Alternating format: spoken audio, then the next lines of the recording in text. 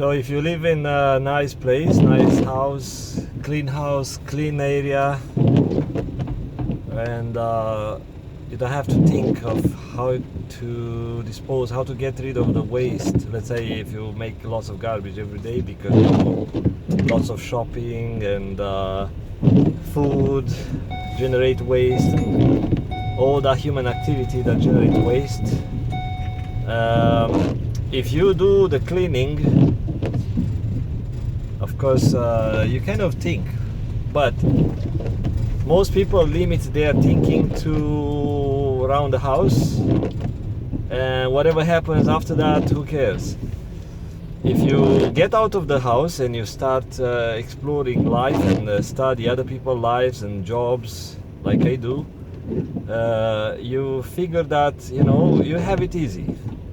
Unless you do work into a field like this one, like the garbage truck worker, who is riding the truck in that stinky air.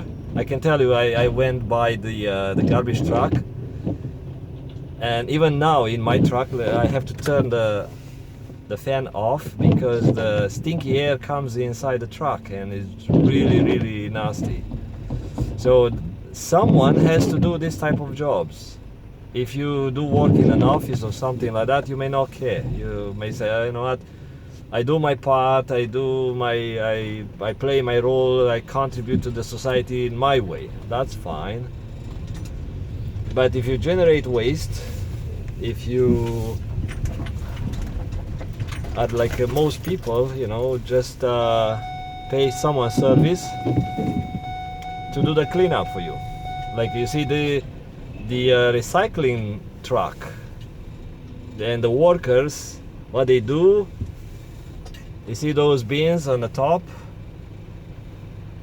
they are full of recycling material. If you live in different country than Canada or United States, even the United States, not every place they recycle this type of stuff, like paper, plastic, glass, because they don't have a system, because their leaders, the community leaders or political leaders, don't really push for that.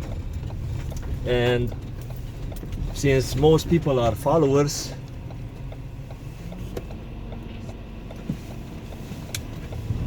they do whatever the system imposed them to do.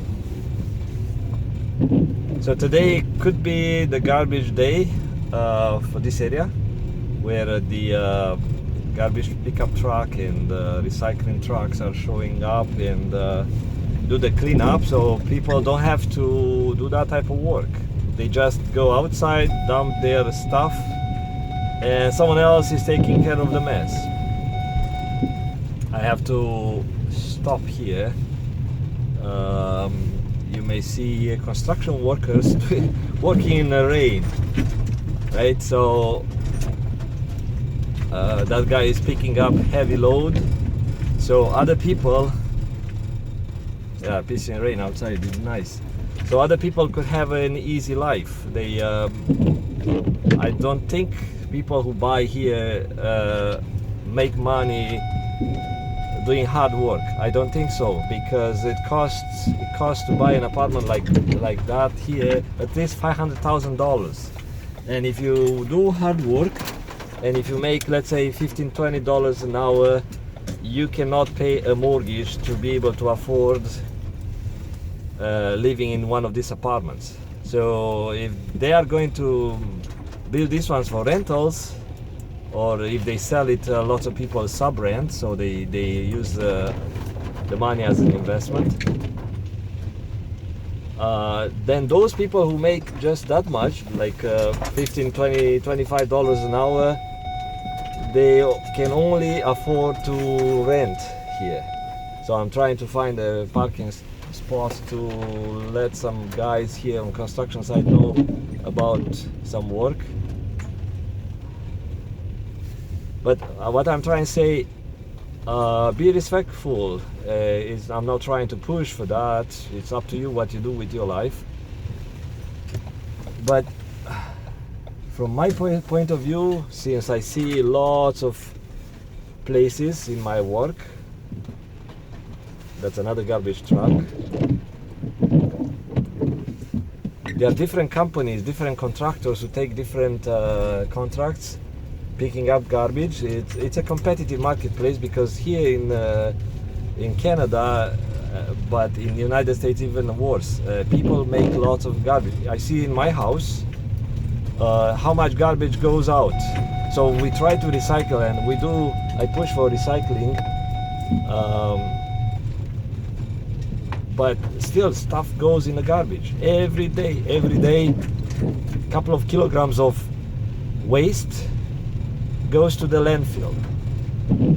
And if you think that there are, let's say, 300,000 families living in, probably more than that, living in the Vancouver area, so probably 1 million something people, so let's say 1,000 something. So I'm one of those recycling stuff, but lots of people, lots of families don't really push their kids to recycle. So if they see that the leader of the house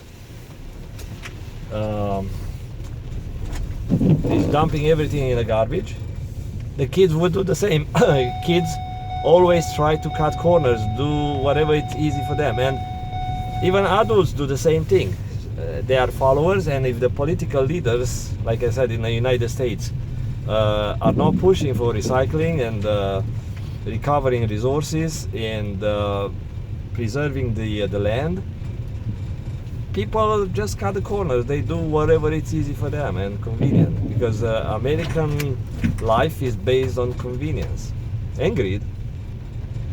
And now, so yeah, construction workers, it doesn't matter if it rains or shines or it's hot outside, they have to do the work.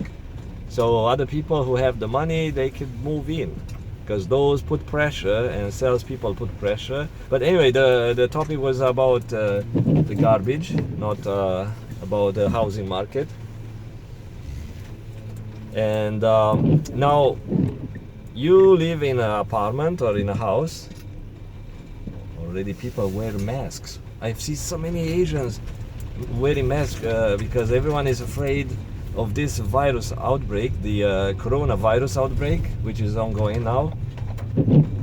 If you see this recording a year later, so now it's January, end of the January 2020, and I'm going to park the car right here, even it's not nice. But I put the flashers on, and I have to send a message to one of the managers here. And so there is this coronavirus that probably in a couple of months is gone. It's going to be an old story, like the SARS virus story and other big news stories. So you live in a house or in an apartment building like those ahead in an image, like big towers and stuff like that, and you have a fancy toilet, fancy washroom, and you take a poop or something, and you don't care what happens, but there are systems that are collecting that stuff, and other systems are transporting that stuff, and it's dumping rain outside. That's interesting. And it's not spraying anyone, it's just rain, heavy rain with wind. And there are facilities like industrial buildings that are processing this one and cleaning up before discarding in the ocean. And so you do that, that's part of normal daily life. I do the same thing. And we don't think, okay, what we dump in the toilet, what we discard in the toilet, puts strain on these systems. And I want to talk about the mindset. So let's say if you live in a farm, it's your own land, your own livelihood, you eat food from that land. Then you are very careful what you discard, what you put in the ground, what chemicals you dump there, what poop you dump there, if you do, what everything that goes in the land. And so let's say if you have an outhouse, like old days, and people still do, you have an outhouse, then you know where the poop goes. It goes into a bucket, big bucket underneath, or some sort of even a hole in the ground. And you have to be careful, where the water goes, if it comes from your poop and it goes into your food supply or whatever. You have to be careful of that and mindful of that. So you process. You say, what? Every time I go take a dump or somewhere, something like that in my outhouse, like outdoor toilet, then this one has to be processed somehow. And also the garbage, you have to think, okay, how to recycle this item, how to buy less plastic, how to buy this type of food, because this one will generate this much waste. If I buy packaged foods into small containers but full of plastic, what I'm going to do with so much plastic? So those people think. So now, if you take that mentality from small countries, like not very industrialized countries, and if you think that lots of people have to have the same type of mindset, like be careful what they waste, because all that waste actually costs money. If you think of how much plastic you discard, that costs money. And it's not only energy, waste of energy that causes pollution, but waste of human resources. People have to do physical labor, and look at these garbage trucks. So those guys do physical labor. They have to leave those containers, dumps the stuff. Even some of those are automatic or have mechanical systems to help out with the loads. But someone has to do lots of physical labor in order to process that stuff. And imagine those people get low pay. Some people get lots of money, union worker or something, but lots of people, and the company, smaller company, garbage company, they hire these newcomers. I've seen lots of people from Africa working in a metal recycling facility. You know what? It was so dusty, and I imagine that dust is lots of chemicals floating around, ending up in their lungs. So they wore face masks, but the safety. At some point it's sweaty. It was very, very hot in like 2 summers ago.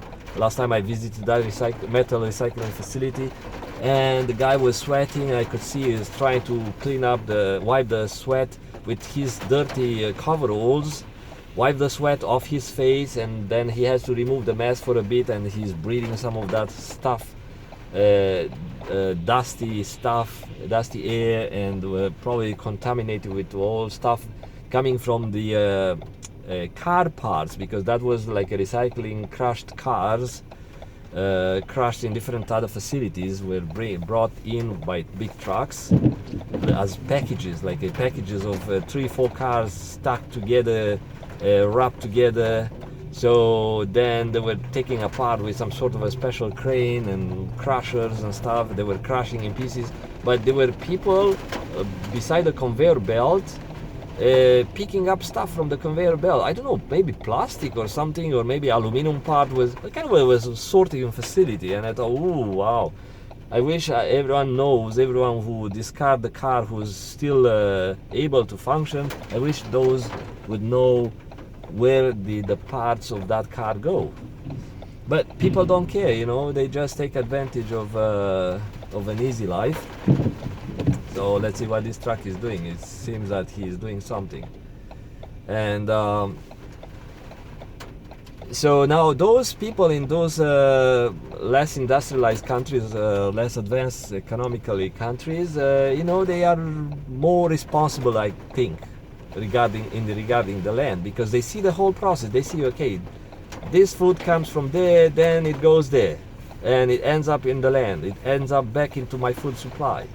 Or if I buy from the store some plastic bags or plastic packaged food, what I'm supposed to do with those, yes? And so they are more responsible. But if you look at the people in let's say Western Europe countries like France, England, I don't know, I don't want to keep saying about United States, because those are the worst example, and the leaders of the world in many things, in military, in consumerism, in greed and stuff. So because people are followers and they copy those who have appear to have a better life.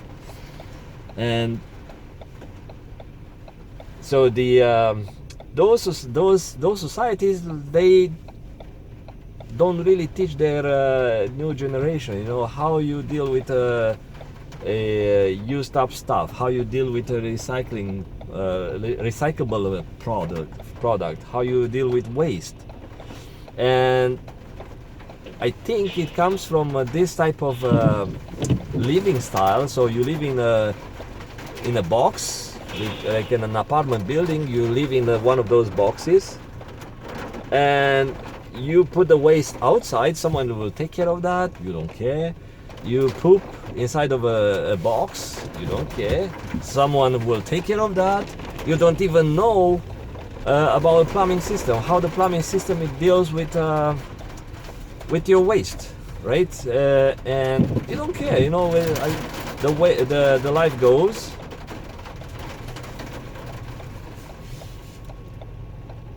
So I have to do something about. I am going to park somewhere else because this truck is trying to do something.